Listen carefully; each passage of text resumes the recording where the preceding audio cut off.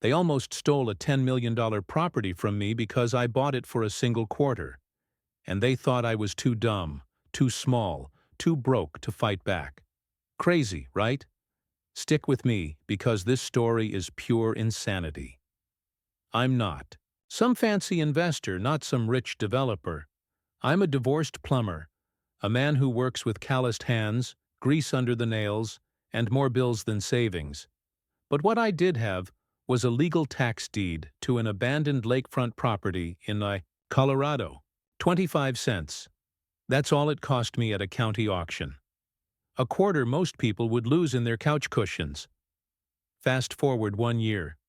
My back ached, my hands blistered, and I'd spent endless nights patching walls, rewiring circuits, and hauling trash out of that forgotten mountain cabin. I wasn't flipping a shack. I was rebuilding paradise with my own sweat. And just as the place started looking alive again, that's when she showed up. Delilah Thornfield, the self-appointed queen of the HOA. Picture this. The air smelled of fresh pine from the beams I had been sanding all morning. Sawdust clung to my boots.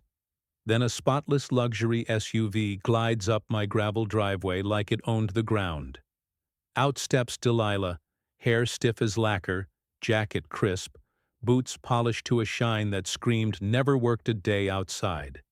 She carried a fat stack of papers like they were holy scripture. Her voice rang out sharp as broken glass. "This property belongs to the HOA now." I just stared at her. My cabin, my land, my sweat.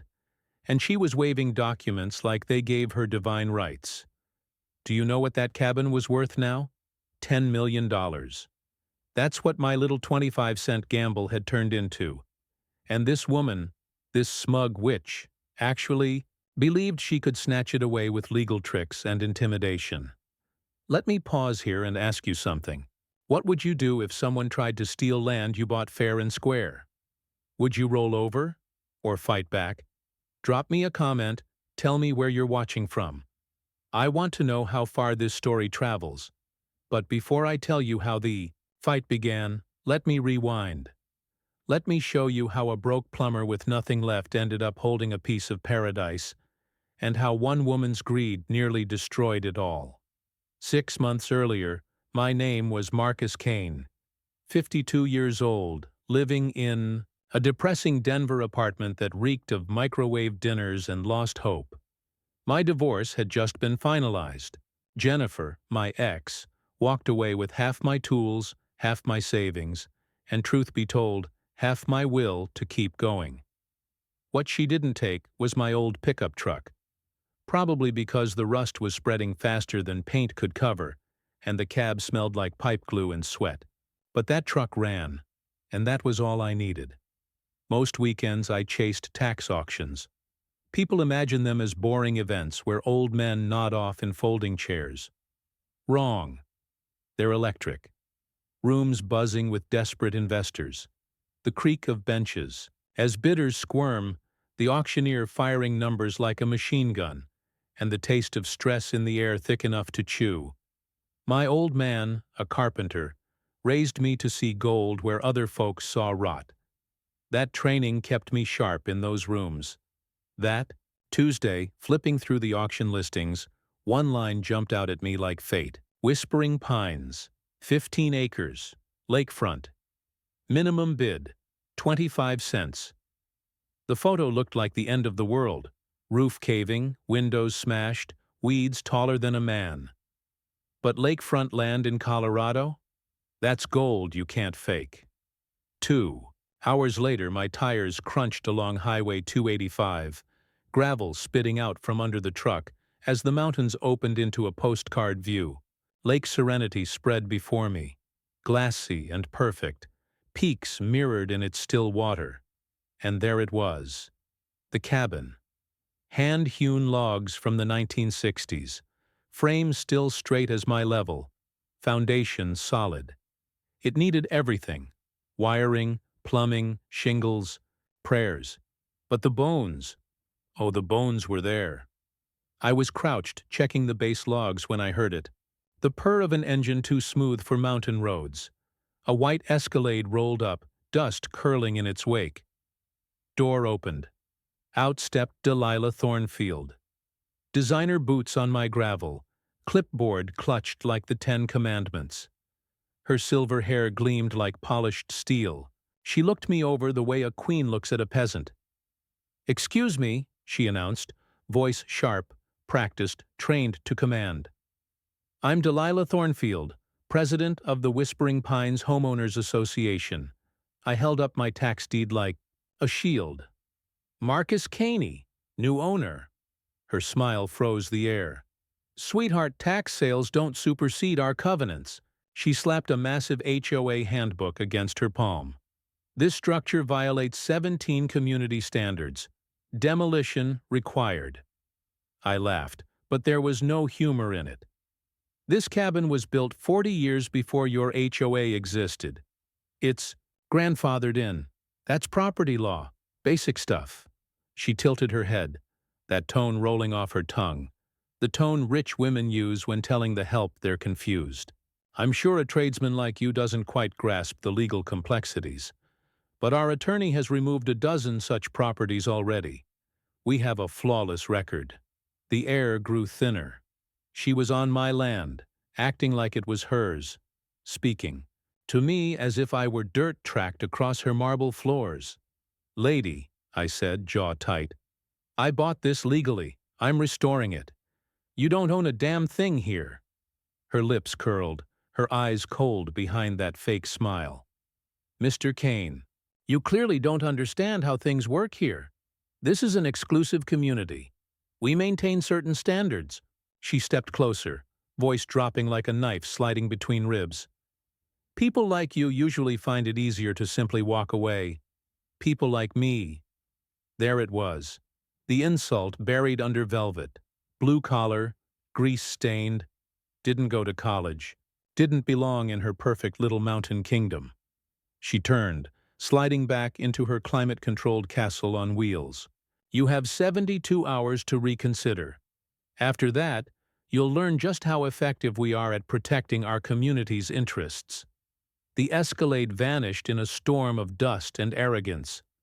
I stood there, clutching that flimsy 25-cent receipt, staring at my land as the cry of a hawk echoed over the lake. For a moment it felt like the mountains themselves were holding their breath, waiting to see if I would fight or fold. My dad's words came back, heavy and clear. "Bullies only understand one language. You stand your ground, and you don't back down." But what I didn't realize, what I couldn't yet know, was that this bully had lawyers, deep connections, and a long history of crushing men exactly like me. Week 1 of Operation Cabin Restoration. It turned into a masterclass in petty tyranny. And Delilah Thornfield, make no mistake, had a PhD in making people's lives miserable. Monday morning, I was hauling debris when another vehicle appeared.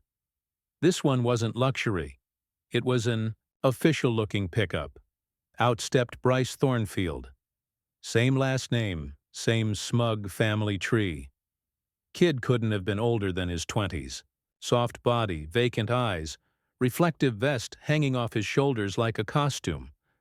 The type who peaked handing out tardy slips in high school. He strutted forward with a clipboard like it was a badge of honor. "You parked incorrectly," he barked, scribbling furiously. "Vehicles must be parallel to property lines, not perpendicular." I glanced at my truck, parked in my own damn driveway. "You serious right now?" He tore off the pink slip with almost religious satisfaction. $500 fine.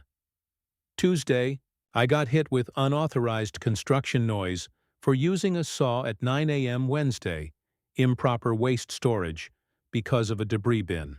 Thursday, landscaping violation, for not planting petunias around a foundation I was still rebuilding. Each ticket, $500. Each warning, threats of liens. Delilah's game plan was clear. Death by 1,000 paper cuts. Bleed. Me dry until I gave up. But here's what she didn't count on. Plumbers solve problems. We work around blockages. And I'd spent years battling city code enforcers who loved red tape. That Saturday, I dug through county records in a basement office that smelled like mildew and despair. 3 hours later, I found my golden ticket, whispering, Pines HOA formed just 8 years ago. My cabin, built in 1962, my dad once told me about old structures being shielded from new rules. Turns out the lawyers call it pre-existing non-conforming use. Translation? If your place came before the HOA, you're untouchable. They can't retroactively force compliance. Like being born before seatbelt laws, you're grandfathered in. By Monday morning, I was sitting in the dingy lobby of Caldwell & Associates, a strip mall law firm tucked between a nail salon and a vape shop. The chairs sagged like they'd been there since the 80s, and the coffee tasted like hot regret. But behind the cluttered desk was Zoe Jamie, a young paralegal with sharp eyes and student loans written all over her face. She scanned my documents and smiled. "This," she said, "is fascinating. HOAs have almost no authority over pre-existing structures. Your cabin is legally protected." She grabbed her keyboard. "We'll file a motion to challenge jurisdiction. Every single citation Delilah's issued, legally worthless." That was a win. But the fight wasn't just in the courts. That night I started Cabin Restoration Chronicles online. My first video? A time-lapse of me clearing decades of rot, set to classic rock. Watching that cabin rise again was like reversing history, unearthing treasure from ruin. The internet loved it. Comments flooded in. "This is gonna be gorgeous. Stick it to the HOA. Team Marcus." Even people in Canada chimed in. The local hardware store guy, Pete Rodriguez, saw my posts and started slipping me discounts. "That woman's been terrorizing folks for years," he muttered. "About damn time somebody stood up to her." The neighborhood divided overnight. Half the residents quietly backed me, leaving anonymous notes of encouragement under my wiper. The other half? They buried their eyes in flower beds, too scared to even wave. Delilah's shadow stretched long over Whispering Pines. Then Wednesday evening, I found a note tucked beneath my windshield wiper. Just 7 words. "She's done this before. Check Kellerman property." By Thursday morning, I was driving 20 minutes down to Maple Ridge Road. What I found chilled me. A vacant lot, weeds choking the earth, cracked concrete where a home once stood. A faded "for sale" sign leaned sideways like a tombstone. Whatever happened to the Kellermans, it wasn't good. My first viral moment came Friday. I uploaded footage of me pressure washing the cabin's walls, decades of grime melting off those hand-cut logs, revealing gorgeous craftsmanship underneath. The video exploded. 50,000 views in 6 hours, shares from DIY channels nationwide. That evening, I stood on the cabin's restored porch, golden hour light painting the mountains amber, distant loons calling across the still water. "Day 7 update," I told the camera. "Delilah thinks paperwork and fines will break me, but every citation proves I'm doing something right." The sweet scent of pine sap mixed with sawdust drifted in the evening breeze, the smell of honest work and growing dreams. Tomorrow we tackle electrical work. This cabin isn't just being restored, it's being reborn. What I didn't realize was Delilah was watching those videos too, and my growing online support was about to make her very, very angry. Monday morning, week 2, I'm installing new electrical outlets when Gravel Crunches announced trouble. County Building Inspector Harold Fleming emerges from his official truck, looking like he'd rather be anywhere else. Probably because he'd rather be anywhere else. "Work stop order," he mumbles, slapping a bright orange sticker on my door like a parking ticket from hell.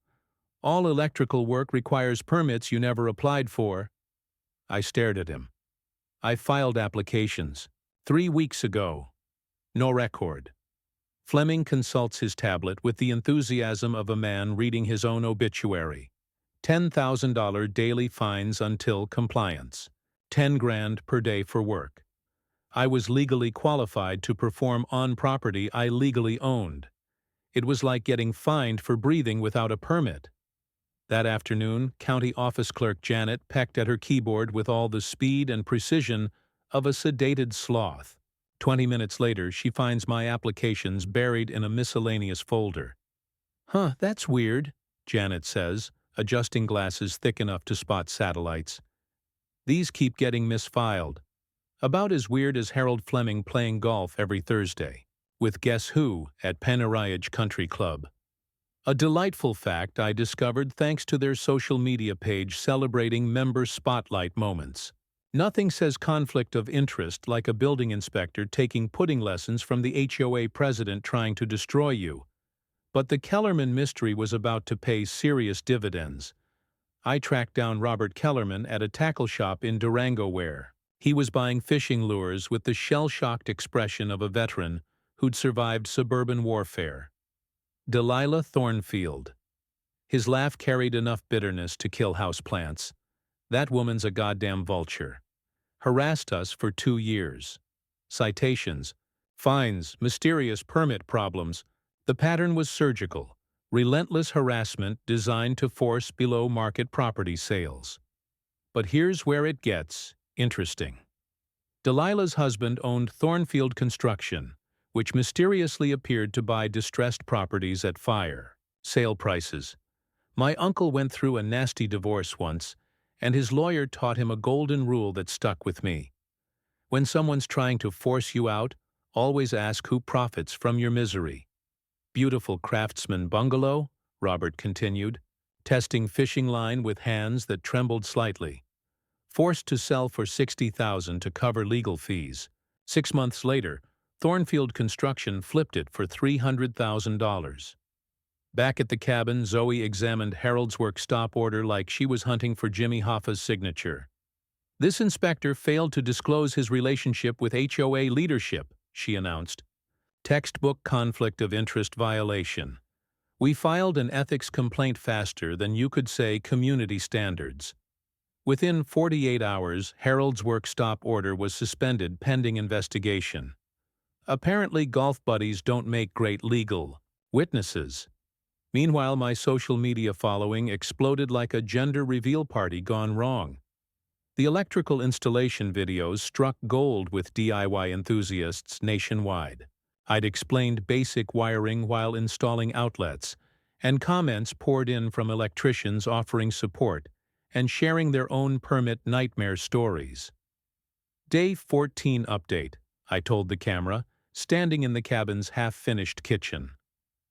Golden, evening light streamed through new windows, illuminating sawdust mows dancing in the air like tiny fireflies. They're trying to stop progress with bureaucratic garbage. But check this out. I demonstrated the new electrical panel explaining how modern breakers prevent house fires. The video went nuclear. 200,000 views in 24 hours. Follower count hitting 6 figures. Pete from the hardware store introduced me to Harold Whitmore, a retired judge whose sharp eyes missed nothing and whose coffee actually tasted like coffee instead of filtered disappointment. He studied my documentation with surgical precision. "Procedural errors everywhere," Harold muttered, adjusting reading glasses. "This inspector's work is embarrassingly sloppy. And this HOA harassment pattern," he shook his head. "Classic property manipulation scheme." Harold offered free legal consultation, immediately spotting enough violations to torpedo Delilah's campaign.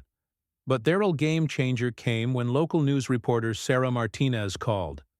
"I've been following your restoration story," she said, voice carrying that hungry curiosity good journalists possess. "Mind answering some questions?" 30 minutes later, Sarah had enough material for a 3-part investigative series exposing Delilah's tactics. Turns out other property owners had complained for years, but nobody had documented everything like my daily videos were doing. That weekend, I launched a GoFundMe, Help Save the 25 Cabin. Within hours, donations flooded in from viewers following the restoration journey. $25,000 in 1 week, enough to fight Delilah's legal war without eating ramen for the next decade. Sunday evening, I sat on new front steps, watching sunset paint mountains purple and gold. The distant call of loons mixed with gentle waves lapping my dock, carrying the pine-sweet scent of mountain air. But as I checked donation totals, headlights swept across my driveway. Delilah's Escalade pulled up, and even in growing darkness, I could feel fury radiating from her silhouette. Round 3 was about to get very, very ugly. Delilah didn't just exit her Escalade. She erupted like a designer-clad volcano having a midlife crisis, clutching a manila envelope thick enough to stop bullets. Her expensive perfume couldn't quite mask the stench of pure desperation. "Mr. Kane," she announced with the theatrical flair of a soap opera villain, "I'm serving you with official fraud. Allegations." She thrust the envelope at me like it contained radioactive waste. Inside, formal complaint claiming I'd obtained property through fraudulent means, alleging I knew about HO restrictions, and deliberately deceived the court. The legal language was dense enough to require translation software. "Criminal investigation begins Monday," Delilah continued, that predatory smile stretching across her Botoxed face. "Fraud carries serious penalties. Prison time, asset forfeit, everything you've built here gone."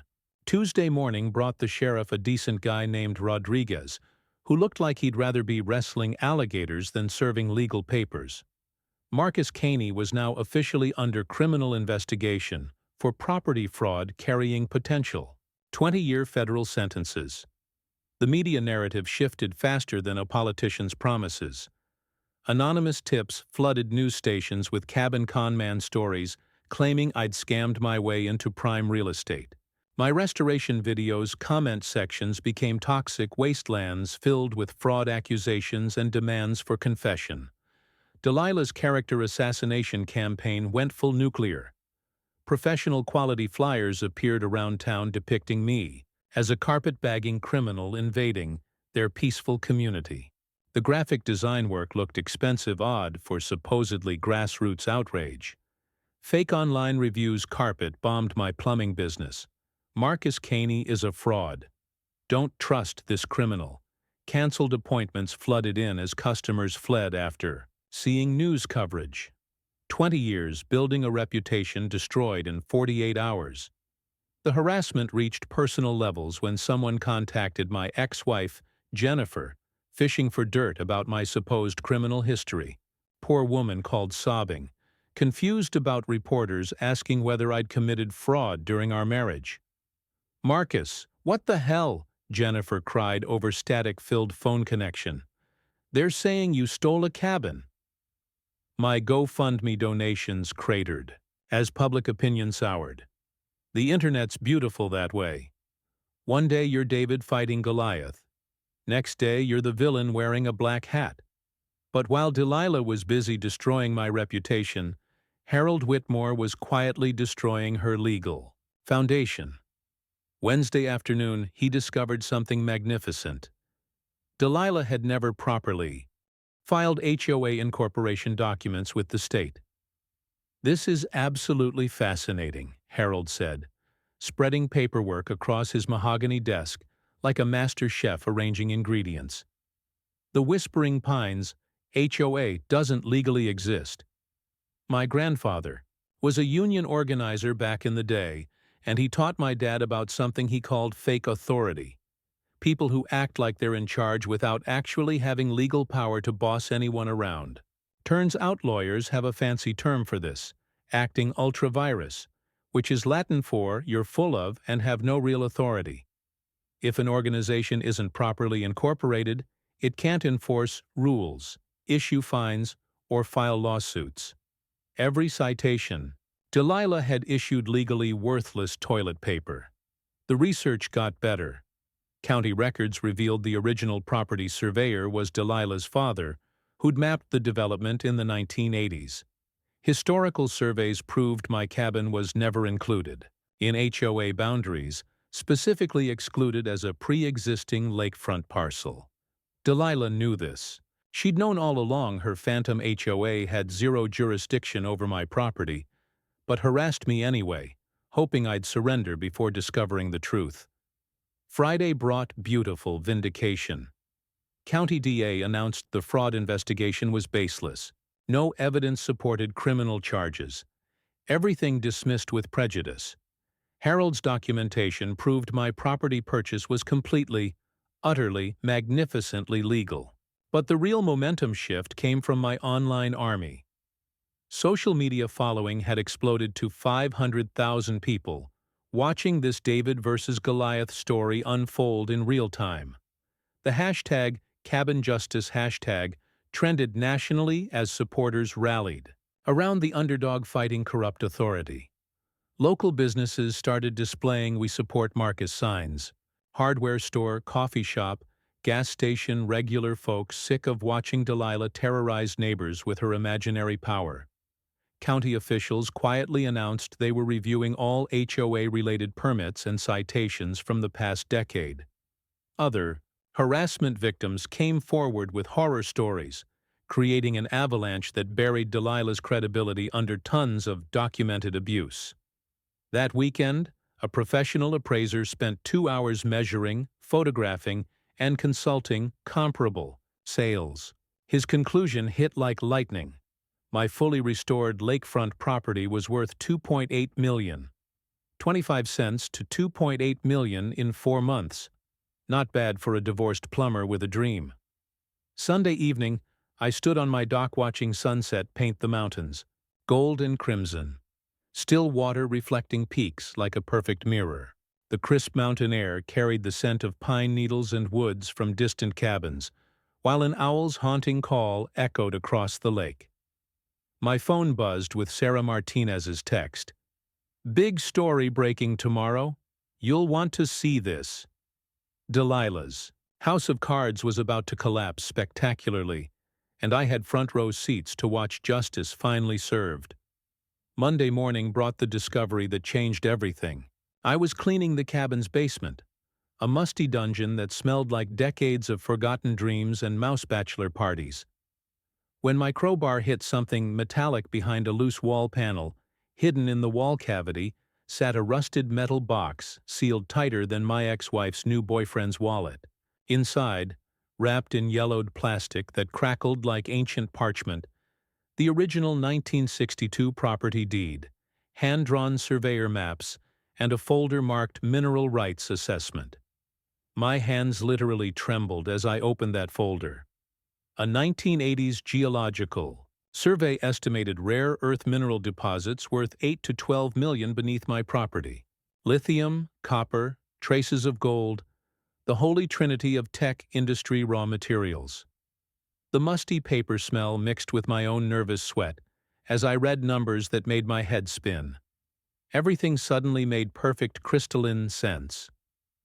Harold Whitmore's coffee mug froze halfway to his lips when I spread the documents across his desk.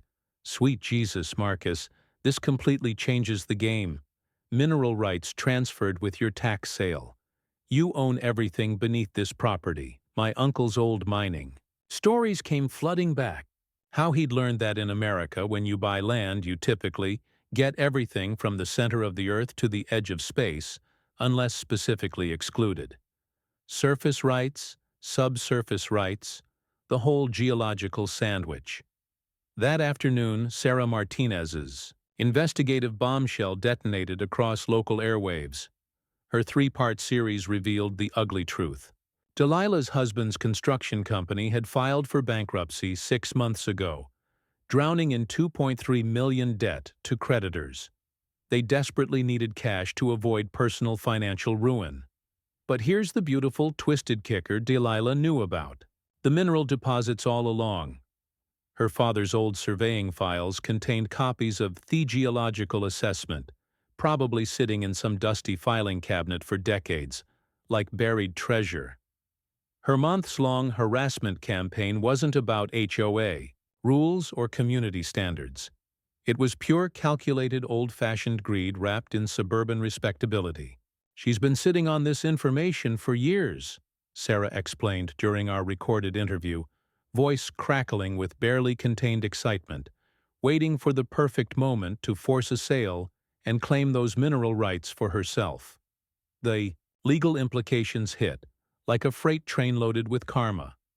My 25-cent tax sale included full mineral extraction rights, worth potentially 10 times more than surface property value. Delilah's systematic harassment now qualified as criminal conspiracy to defraud, with federal racketeering charges dancing in the distance. Harold translated the legalese. She tried stealing a winning lottery ticket by convincing you it was worthless scratch-off. That evening, sitting on my dock, watching sunset paint the mountains gold and amber, I faced the biggest decision of my life. A mining company had already called, offering $8 million cash for immediate extraction rights. $8 million would solve every financial problem 3 generations of my family might ever have. I could sell, walk away filthy rich, and let someone else turn this pristine wilderness into an industrial moonscape, or choose something different. The lake's mirror surface reflected towering peaks, while pine-scented air carried the haunting call of loons to their mates. This place had healing power. I'd felt it during every day of restoration work, watching stress melt away as I rebuilt something beautiful with calloused hands. That night, I made a decision that surprised everyone, including myself. Instead of selling to mining interests, I announced plans for limited environmentally sustainable extraction funding a public conservation park. 90% of land would remain permanently protected with ecotourism cabins, providing ongoing community revenue. The reaction was thermonuclear. Social media exploded with support from people tired of watching beautiful places destroyed for quick profits. Environmental groups praised the conservation approach. Tourism boards projected 100,000 plus annual visitors, bringing millions in economic impact. But the real power shift was psychological. I wasn't some broke plumber fighting an HOA anymore. I was sitting on a $10 million fortune and choosing community benefit over personal greed. Delilah had spent months trying to steal Fort Knox, and the vault was about to slam shut on her fingers. Tuesday morning, Harold Whitmore's law office transformed into a war room that smelled like fresh coffee and righteous fury. Maps covered every surface, legal documents stacked like ammunition, and a team of volunteers that would make the Avengers jealous. Harold led the legal strategy with the precision of a surgeon and the enthusiasm of a kid on Christmas morning. "We're filing a civil RICO lawsuit," he announced, adjusting his reading glasses. "Racketeer-influenced and corrupt organizations act, designed to take down organized crime." Sarah Martinez documented everything for her expanding investigative series, Camera Rolling, as Harold explained how Delilah's systematic property targeting constituted a pattern of racketeering activity. In layman's terms, she'd been running a criminal enterprise disguised as community leadership. My dad used to tell stories about union organizers in the 1970s who'd document every single company violation, building cases brick by brick until the whole corrupt structure collapsed. Same principle here. We had years of evidence showing Delilah's repeated pattern of harassment, fraud, and extortion targeting vulnerable property owners. Environmental lawyer Rebecca Torres joined our team pro bono, specializing in conservation easements and sustainable development. A fierce woman with silver-streaked hair and the negotiating skills of a hostage negotiator, she'd helped establish protected lands across 3 states.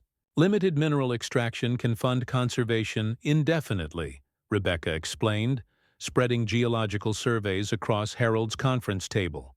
"We establish a trust, extract maybe 5% of deposits, protect the rest permanently." Local contractor Miguel Santos organized volunteer construction crews, like a general marshalling troops. Word had spread through the trades: plumbers, electricians, carpenters volunteering weekend labor to complete park infrastructure. The brotherhood of calloused hands rallying around one of their own. The legal strategy was elegant in its simplicity. We'd seek triple damages under RICO 3 times actual losses, potentially $30 million in penalties for Delilah's attempted theft. Harold had already filed criminal referrals with the FBI for mail fraud and extortion. My accountant, a soft-spoken woman named Lisa Jaime, who could make spreadsheets sing opera, helped structure the nonprofit foundation. The 25C Conservation Trust would manage sustainable mineral extraction, fund park operations, and provide educational programs about property rights and legal self-defense. Economic impact projections are stunning, Lisa said, clicking through financial models on her laptop.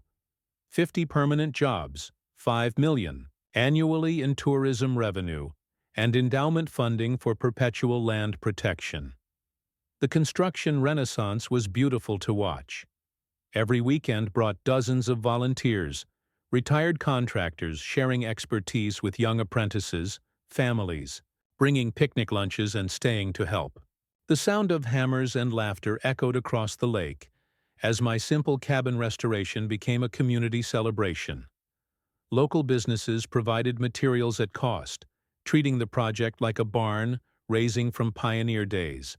Pete Rodriguez's Shardware store became unofficial headquarters.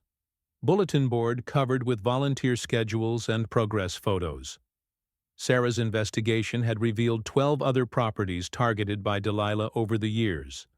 Families forced from homes through systematic harassment. We established a victim support fund offering legal assistance to anyone seeking restitution for Delilah's past crimes. My social media following exploded to 1.2 million people watching this David versus Goliath story unfold in real time. Daily construction updates mixed with legal education explaining how property rights work, what HOAs can and can't do, red flags for harassment campaigns. The educational center took shape in the cabin's renovated interior.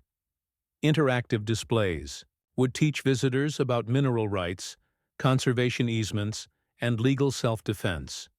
Free online courses covered Property Rights 101 with downloadable templates for common disputes. Rebecca worked her environmental magic, securing partnerships with 3 universities for ongoing ecological research. The preserve would become a living laboratory, studying sustainable extraction methods and habitat restoration. Media attention intensified daily. National news networks requested interviews. Documentary filmmakers acquired story rights. And my humble restoration project became a symbol of ordinary people fighting corrupt authority. But the sweetest revenge was watching Delilah's empire crumble in real time. County officials launched comprehensive reviews of all HOA actions over the past decade.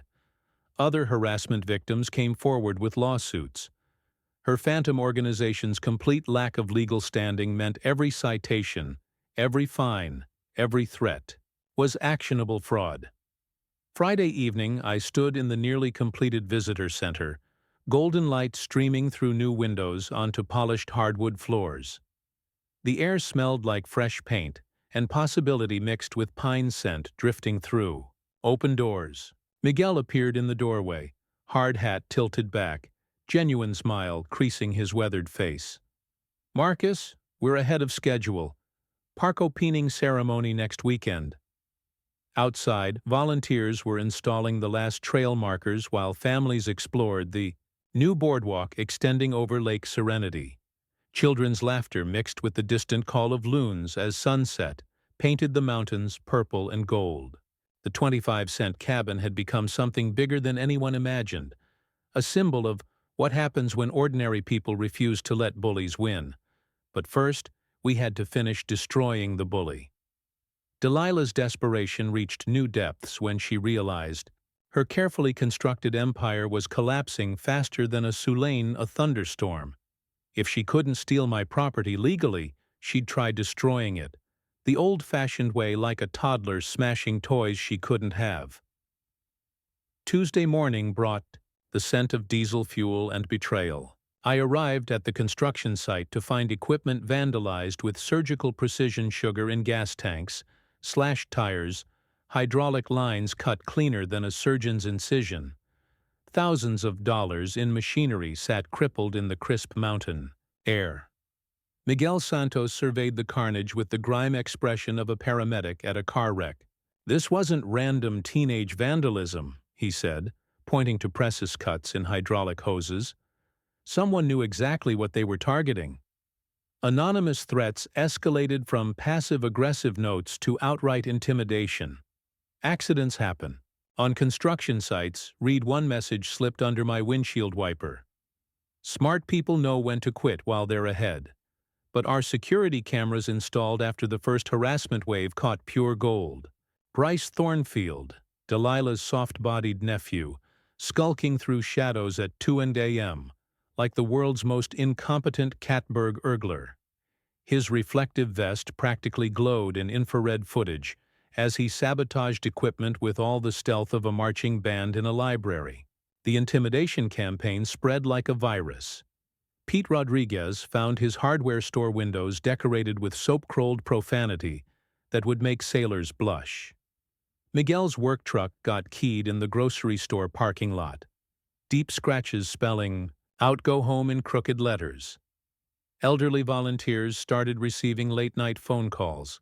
Heavy breathing, vague threats about consequences for troublemakers, the kind of amateur hour intimidation that only works on people who've never dealt with real bullies. My insurance company dropped coverage faster than a prom date with food poisoning, citing terrorism risk after the vandalism reports.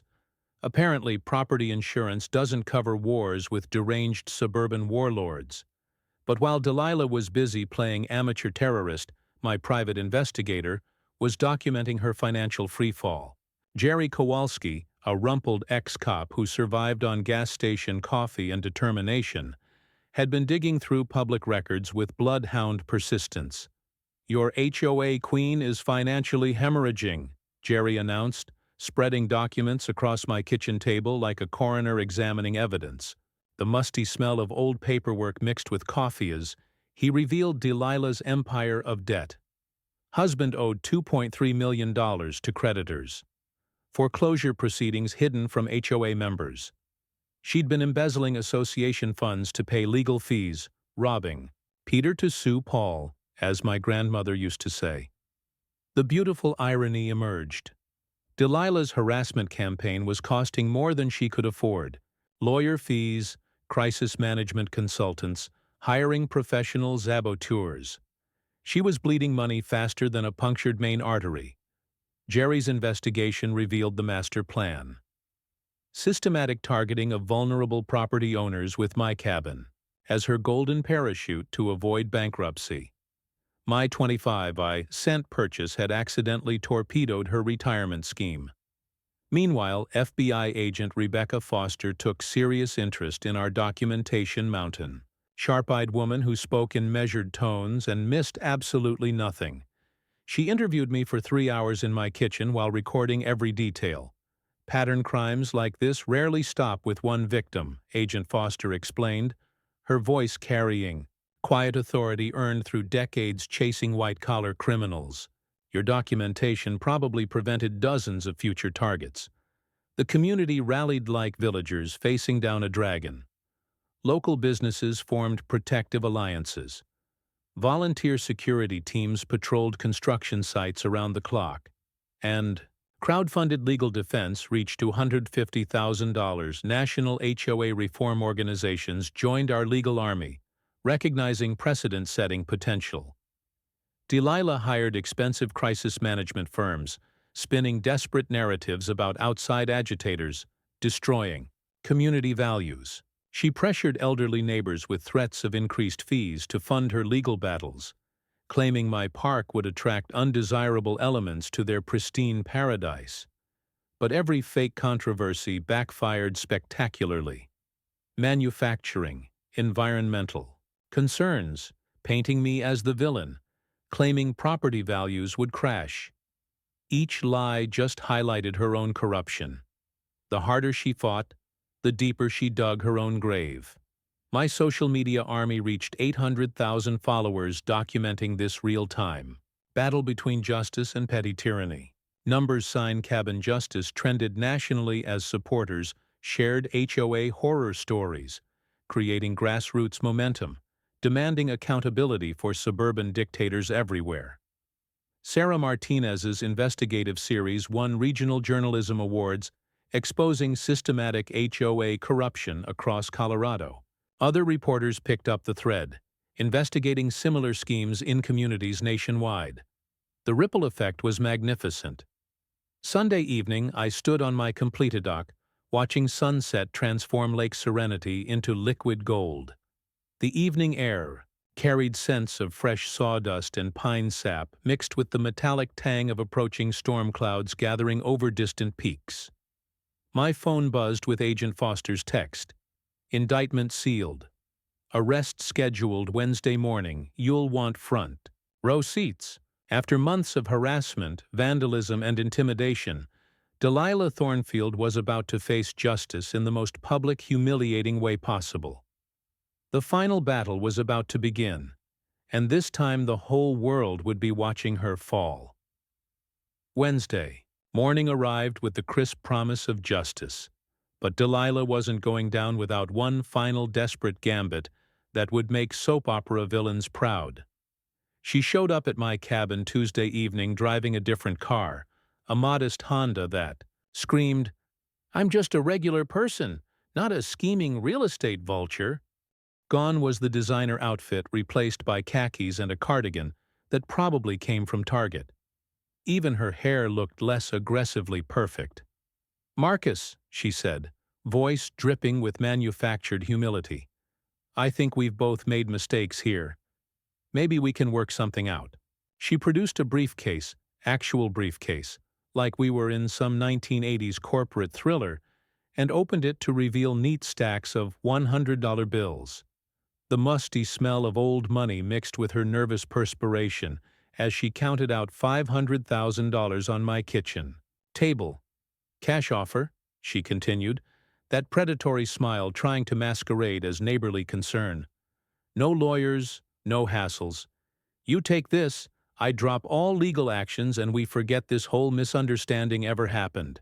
I let her finish the entire pitch, recording every word on my phone while she incriminated herself with bribery attempts that would make Chicago aldermen blush. When I refused, her facade cracked like cheap paint. "$1 million, she whispered desperately, plus a written apology in the local newspaper. "Please, Marcus, I'm begging you." The woman who'd spent months calling me people like you was now literally begging the blue-collar guy she tried to crush. The irony tasted sweeter than my grandmother's apple pie. But Delilah's desperation spawned even uglier tactics. Wednesday morning brought professional protesters to my construction site, hired agitators with printed signs reading, "Stop environmental destruction and protect our mountain wildlife." These weren't local environmentalists. They were actors from Denver charging $200 per day to manufacture fake outrage. The performance was Academy Award-worthy terrible. Fake activists chained themselves to construction equipment with chains so flimsy a determined chihuahua could break them. They chanted slogans about pristine wilderness while standing next to a parking lot, their protest signs still bearing creases from fresh printing. Local police arrived, looking confused and annoyed. Sheriff Rodriguez took one look at the circus and started checking permits and identification. Half the protesters couldn't explain what they were protesting, and 3 had outstanding warrants from previous scam operations. "Ma'am," Sheriff Rodriguez told the protest leader, "you're protesting a conservation project.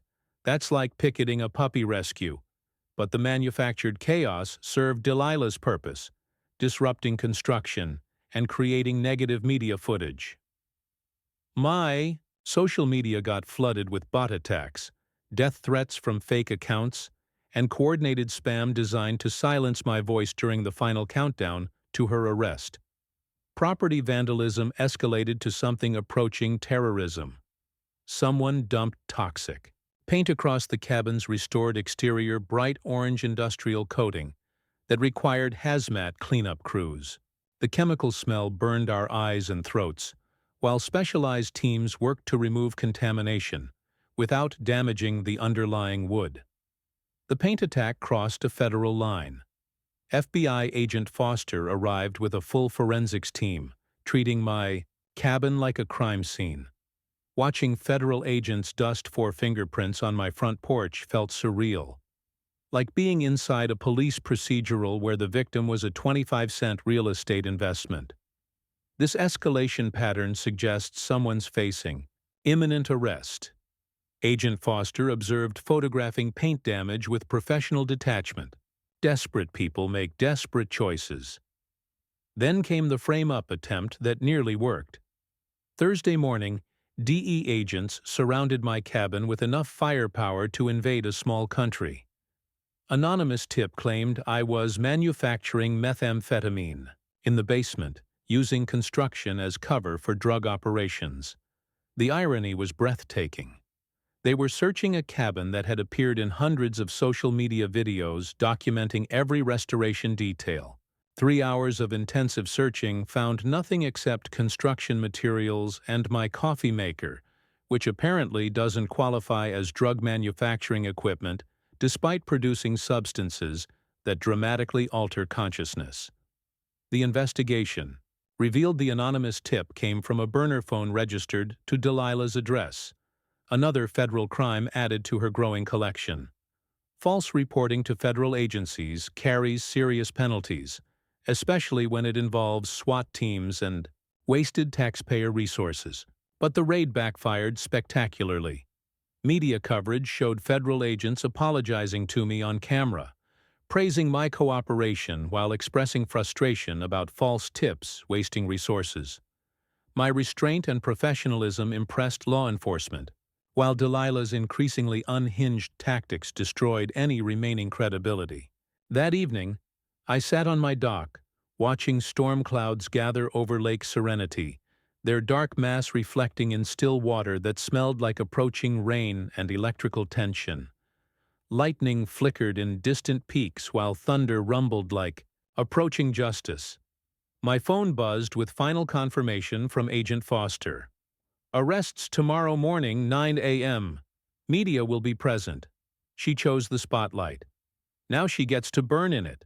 24 hours until Delilah Thornfield faced the consequences of her criminal empire. After months of harassment, vandalism, and escalating desperation, justice was about to be served with a side of very public humiliation. The storm was finally ready to break. Friday morning, 100 a.m., sharp. The monthly Whispering Pines HOA meeting transformed into the most spectacular public meltdown in suburban history. The community center overflowed with 300-plus residents, national media crews, and enough cameras to film a Hollywood blockbuster. Delilah Thornfield sat at the head table looking like a cornered animal in designer clothing, her usual perfect composure cracking around the edges like old paint. The air buzzed with nervous energy and the distant hum of news vans parked outside. "Ladies and gentlemen," Delilah began, voice carrying that practiced authority she'd wielded, like a weapon for years. "We're here to address the circus that has invaded our peaceful community."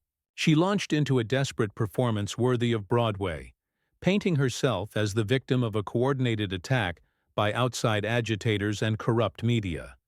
According to her revisionist history, I was some kind of criminal mastermind who'd corrupted the legal system through bribery and manipulation. "This man," she declared, pointing at me with theatrical outrage, "has destroyed our property values, brought chaos to our streets, and turned our home into a tourist trap. I call for an emergency vote to dissolve this park project Andre Store order to our community." The crowd murmured, some supportive, others clearly skeptical. Delilah's remaining allies nodded along, but their enthusiasm looked forced, like applause, at a failing politician's rally. I stood up slowly, the squeak of my metal chair echoing through sudden silence. Every phone camera in the room swiveled toward me like synchronized dancers. "Thank you, Mrs. Thornfield," I said, voice calm as lake serenity on a windless morning. "Before we vote on anything, I'd like to share some information the community deserves to know." "Nay," I clicked my laptop and the projection screen filled with Harold Whitmore's timeline of harassment, every citation, every threat, every illegal action documented with timestamps and evidence. The chronology was devastating, showing systematic targeting designed to force property abandonment. This isn't about community standards, I continued, advancing to financial records Jerry Kowalski had uncovered. It's about a criminal conspiracy to steal property worth $10 million. Gasps rippled through the crowd as I revealed the mineral rights. Discovery, Delilah's prior knowledge, and her family's crushing debt. The projection showed bank foreclosure notices, embezzlement evidence, and the beautiful truth about her phantom HOA's complete lack of legal authority. Mrs. Thornfield has been running an illegal organization for 8 years, I announced, watching, her face drain of color like water from a broken dam. Every citation issued, every fine collected, every threat made, all criminal fraud. Delilah shot to her feet, desperation overriding tactical thinking. These are lies, fabricated evidence. This criminal has bribed officials, and the community center doors burst open like something from an action movie. FBI agent Rebecca Foster strode in, flanked by federal marshals, their badges glinting under fluorescent lights. The crowd's collective intake of breath sounded like wind through pine trees. Delilah Thornfield, Agent Foster announced, voice cutting through chaos with surgical precision. You're under arrest for fraud, extortion, embezzlement, and racketeering. The handcuffs clicked with finality that echoed through absolute silence. Delilah's face cycled through shock, rage, and finally resignation as federal agents read her rights. Her nephew Bryce tried sneaking toward the exit, but found himself face to face with another marshal. Bryce Thornfield, you're under arrest for vandalism, witness intimidation, and conspiracy. The crowd erupted. Some cheered, others sat stunned. Many pulled out phones to document the spectacular downfall happening in real time. Flash photography created a strobe effect as Delilah was led away in handcuffs, her designer outfit now looking ridiculous against Orange County Jail accessories. Before they take me away, I called out over the noise, I want everyone to know something important. The room quieted as I clicked to final presentation slides showing park development plans, job creation projections, and community benefit programs. The 25C Conservation Trust will provide 50 permanent jobs, fund local schools, and create Colorado's first sustainable mineral extraction program. Property values will increase 20%, not decrease. I paused, letting that sink in while camera crews captured every word. Mrs. Thornfield tried to steal this from all of us, not just from me, but from every family who deserves economic opportunity and environmental protection. The standing ovation started slowly, then built like an avalanche. People were crying, hugging, celebrating justice finally served after years of intimidation and abuse. Sheriff Rodriguez stepped forward, shaking my hand with genuine warmth. Marcus, on behalf of this community, thank you for not backing down. As Delilah's arrest footage went viral, 2.3 million views within hours, I stood in that community center, surrounded by neighbors who'd become friends, watching justice finally triumph over petty tyranny. The 25-cent cabin had cost one woman her freedom and given an entire community hope for the future. Sometimes the best revenge really is building something beautiful from the ashes of someone else's greed. 6 months later, I'm standing on that same dock where this whole adventure began, watching my 25-cent dream transform into something beyond my wildest imagination. Whispering Pines Park opened to 5,000 visitors on a crisp October morning that smelled like apple cider and fresh starts. Families explored hiking trails winding through golden aspen groves. Children's laughter echoing across Lake Serenity while parents captured mountain reflections that looked too perfect to be real. The educational center housed in my fully restored cabin hosts monthly workshops on property rights and legal self-defense. Last weekend, 200 people learned how to fight HOA abuse and predatory schemes. The beautiful irony wasn't lost on anyone. Lessons in battling corruption taught from a building. Someone tried to steal. Local businesses report 40% revenue increases from tourism. 3 new restaurants opened downtown. 2 hotels are under construction. And Pete Rodriguez hired 4 employees at HOA's expanding hardware store. Economic prosperity flows like mountains, streams. What happens when communities choose cooperation over exploitation? My plumbing business evolved into historic restoration specialists handling projects across 3 states, with a waiting list longer than Colorado winters. Turns out people love hiring the guy who fought the system and won. Plus, installing modern plumbing in century-old cabins has become my specialty. But the sweetest victory, I'm not alone in this paradise anymore. Sarah Martinez discovered that investigative journalism and home restoration make perfect partners. She moved into the cabin permanently, bringing her coffee obsession and talent for uncovering hidden stories. We're planning a lakeside wedding next spring, the world's first reception in a visitor center built from pure stubbornness and righteous fury. Justice came swift and satisfying. Delilah received 8 years federal prison plus $15 million restitution to victims. Bryce got probation and community service, spending weekends picking trash along trails he once sabotaged. Sometimes karma wears hiking boots. 12 families received settlement payments from restitution funds, finally compensated for years of harassment and illegal fines.